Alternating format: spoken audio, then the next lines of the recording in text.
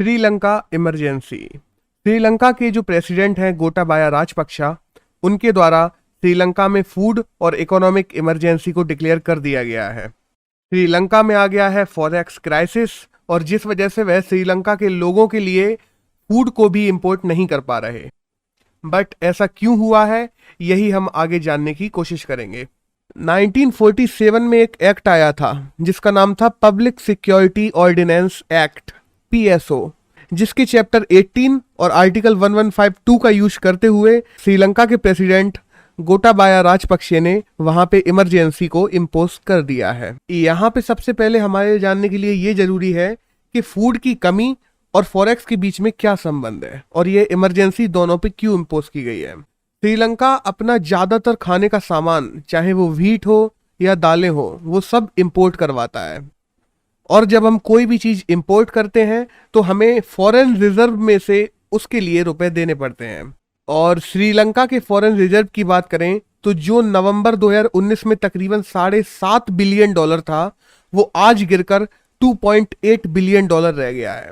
और इसी वजह से श्रीलंका की सरकार ना तो खाना इंपोर्ट कर पा रही है और ना ही फ्यूल और जरूरी चीजें जैसे कि crude oil, diesel, natural gas, sugar आदि। दूसरी तरफ जब हम श्रीलंका की आबादी देखते हैं जो कि तकरीबन 2.25 करोड़ है, उसके सामने ये फॉरेन रिजर्व ना के बराबर है। और इस बचे हुए फॉरेन रिजर्व की भी बात करें तो इसमें से भी आने वाले 12 महीनों में इनको तकरीबन $1.5 बिलियन फॉरेन डेब्ट के पेमेंट इंटरेस्ट के रूप में पे करने हैं। सबसे बड़ी बात यही है कि श्रीलंका सरकार कर्ज में दबी हुई है और इन्हीं के चलते श्रीलंका सरकार ने ट्यूसडे को अपने यहाँ स्टेट इमरजेंसी घोषित कर दी, क्योंकि खाने की शॉर्टेज हो गई। खाने की शॉर्टेज किस हद तक है ये हम इससे पता लगा सकते हैं कि गवर्नमेंट ने पैडी, राइस, शुगर ऐसी चीजों को गवर्नमेंट मैंडेट प्राइस पे बेचने के लिए बाध्य कर दिया है कि गवर्नमेंट जो प्राइस तय करेगी उससे ऊपर इन चीजों को नहीं बेचा जाएगा। और दूसरी तरफ गवर्नमेंट के द्वारा एक मेजर जर्नल को नियुक्त किया गया है जो फूड के स्टॉक और डिस्ट्रीब्यूशन को देखेगा। कहीं कोई स्टॉक नहीं कर रहा हो, कहीं कोई ज्यादा जमा करके ना रख रहा हो, उनको पकड़ेगा और उनको सजा दी जाएगी। और जब एक देश की सेना फूड के डिस्ट्रीब्यूशन के लिए लगाई जाए तो उस देश के खाने की आप हालत समझ सक रहे होंगे। और इसका असर भी हम ग्राउंड पे देख सकते हैं, क्योंकि काफी ट्रेडर्स को वहां अरेस्ट भी किया जा रहा है और दूसरी तरफ काफी शुगर मिल्स पर छापे भी मारे जा रहे हैं। वहां के स्टॉक्स को निकाला जा रहा है जिससे कोई स्टॉक ना करे और आम जनता के लिए वो चीजें उपलब्ध हो सके। वहीं दूसरी तरफ श्रीलंका में चल रहे कोविड-19 के कर्फ्यू ने स्थितियों को और बिगाड़ दिया है। वहां से काफी फोटोज आ रही हैं जिनमें लोगों ने लंबी लंबी लाइनें लगा रखी हैं।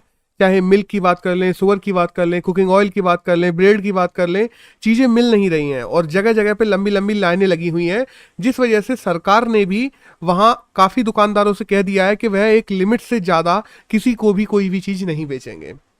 हम वहां की स्थिति का अंदाजा इसी से लगा सकते हैं कि वहां के एनर्जी मिनिस्टर ने खुद वहां के लोगों से अपील की है कि जहां तक हो सके फ्यूल्स का इस्तेमाल ना करें, ऐसी चीजों का इस्तेमाल ना करें जिनको हमें बाहर से मंगाना पड़े और हमारा फॉरेन एक्सचेंज और ज्यादा लो होता चला जाए।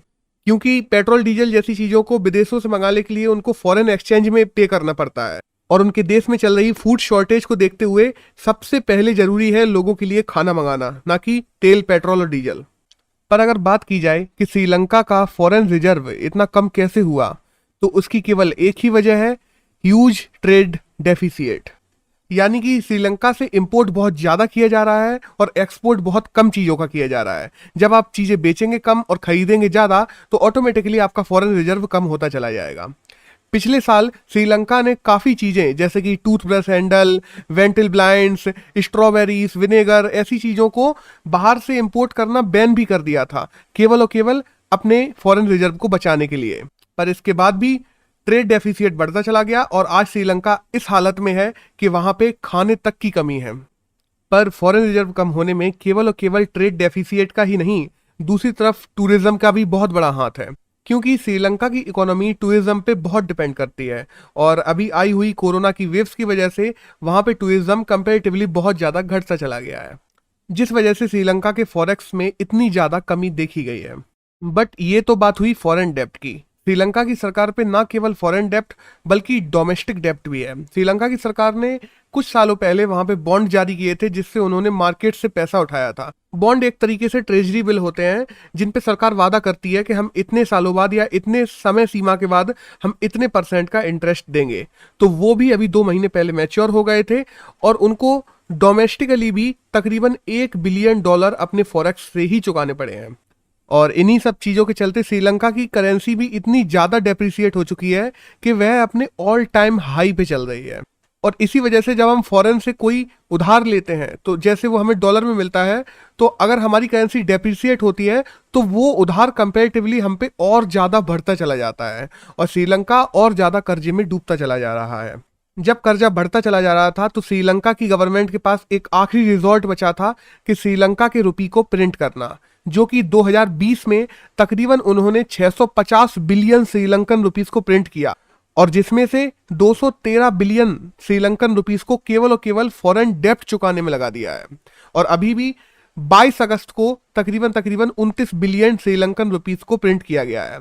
बट हम ये भी जानते हैं कि जितने ज्यादा हम करेंसी को प्रिंट करते हैं उतनी ही हमारे देश में इन्फ्लेशन बढ़ता चला जाता है और चीजों का दाम और ज्यादा महंगा होता चला जाता है।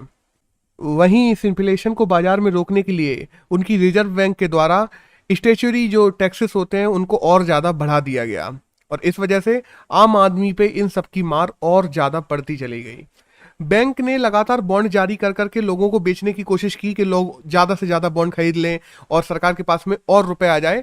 बट अभी 30 अगस्त का जो डाटा आया है उस हिसाब से 92% बॉन्ड श्रीलंका सरकार अपने बेच ही नहीं पाई। तो इन्हीं सब से आप अंदाजा लगा सकते हैं कि श्रीलंका में क्या हालत चल रही है। बाय द वे, श्रीलंका की बांग्लादेश के साथ में तकरीबन $200 मिलियन की स्वैप डील भी हुई थी और पिछली ही साल श्रीलंका की भारत के साथ भी $400 मिलियन की स्वैप डील हुई थी।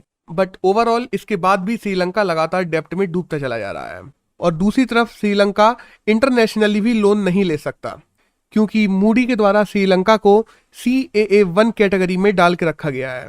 इस कैटेगरी में आने वाले देशों को दिया हुआ लोन वापस आने की कोई गारंटी नहीं होती और जिस वजह से कोई भी देश, कोई भी एजेंसी श्रीलंका को लोन देने से कतरा रहा है। हाल की श्रीलंका की प्रेजेंट गवर्नमेंट के इंडिया के साथ में ज्यादा अच्छे संबंध नहीं है। बाय द वे, हो सकता है कि वह चाइना के पास जाए और जैसे कोलंबो पोर्ट पहले चाइना को बेच दिया गया था श्रीलंका के द्वारा, शायद और कोई लैंड या और कोई डील उनके द्वारा की जा सकती है आने वाले जल्द ही समय में।